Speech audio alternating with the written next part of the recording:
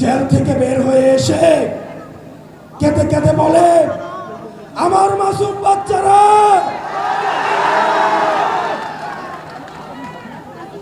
আমরা কি জানি না গত 16 বছর আপনাদের ব্যাংক কেমনে ছিল, আপনাদের ব্যবসা কেমনে ছিল, আমরা সব জানি। কারে ভয় দেখান, আরে কারে ভয় দেখান, আমাদের হারানোর কিছুই নাই। আমাদের ব্যাংক নাই, আমাদের লুটপাটের ব্যাংক নাই যেটা আমরা হারাবো। আমাদের শুধু আছে ভালোবাসা মানুষের, আমরা সেটার জন্য রাস্তায় এসে আবার আমরা জীবন দিব। ডিসিএসপিদের বলছি, আপনারা যে ভালো ব্যবহার করছেন আমরা জানি, আপনারা চিপায় পরে আমাদের সাথে ভালো ব্যবহার করছেন।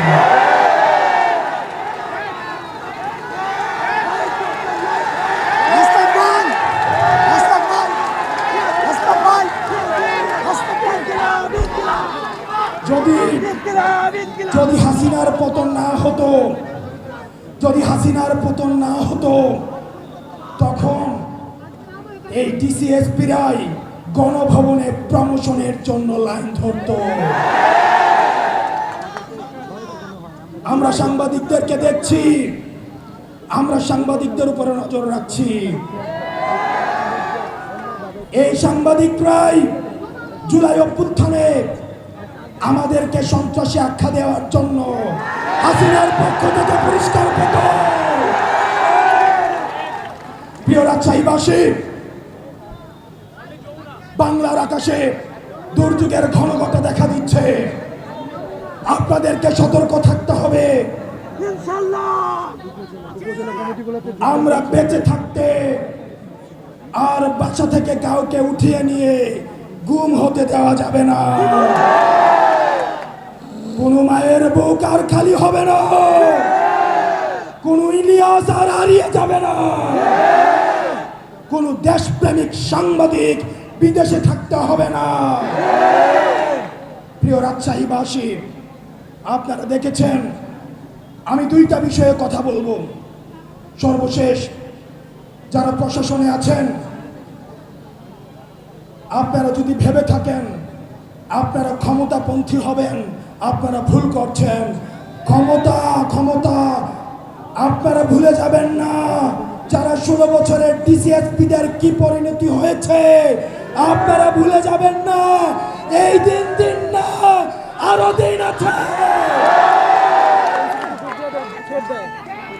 আমরা আপনাদেরকে বলবো না আপনারা এনসিপি পন্থী হন, আওয়ামী লীগ পন্থী হওয়া, রাজনীতিপন্থী হওয়ার কি পরিণতি আপনারা দেখেছেন।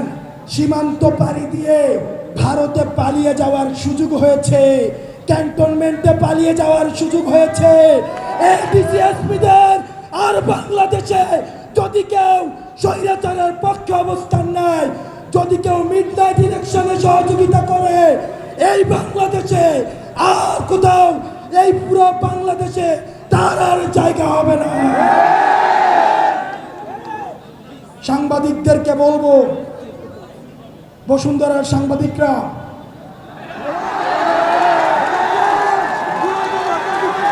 বসুন্ধরার সাংবাদিক খুনি হাসিনার পক্ষে এই বসুন্ধরার মিডিয়া কি বৈধতা উৎপাদন করেছে আমরা ভুলে যাই না। এই বসুন্ধরা গ্রুপের সাংবাদিকরা আবার নগ্ন হয়ে অপরাধের বৈধতা উৎপাদনের জন্য আবার নেমে পড়েছে, আবার আরেকটা একাকার ঘটাতে তারা ষড়যন্ত্র করছে। রাষ্ট্রের এজেন্সিরা যারা রয়েছেন, বাংলাদেশের যারা গোয়েন্দা সংস্থা আছেন, তারা জানে না বিদেশে বাংলাদেশের বিরুদ্ধে কি ষড়যন্ত্র হয়। তারা জানে না বাংলাদেশের সার্বভৌমত্ব ঝুঁকিতে ফেলার জন্য কি ষড়যন্ত্র হয়।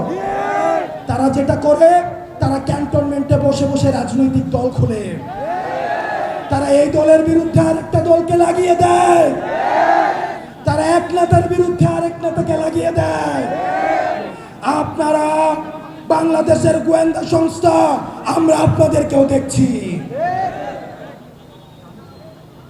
আপনারা এখানে যারা রয়েছেন, সংস্কার না হওয়া পর্যন্ত আমরা ক্ষমতার জন্য আন্দোলন করি নাই। এই প্রজন্ম ব্যাট হাতে যেই ছেলেটা এসছে, সন্তানকে নিয়ে যেই মাটা এখানে এসছে, যেই ছেলেটা প্রাইভেট থেকে খাতা কলম নিয়ে স্লোগানে এসছে, তারা ক্ষমতার জন্য রাজপথে নামে না। সুতরাং সংস্কার ছাড়া, বিচার ছাড়া যদি পথ পরিবর্তনের কোন চেষ্টা করা হয়, আমাদের বুকের উপর দিয়ে গুলি চালিয়ে যেতে হবে।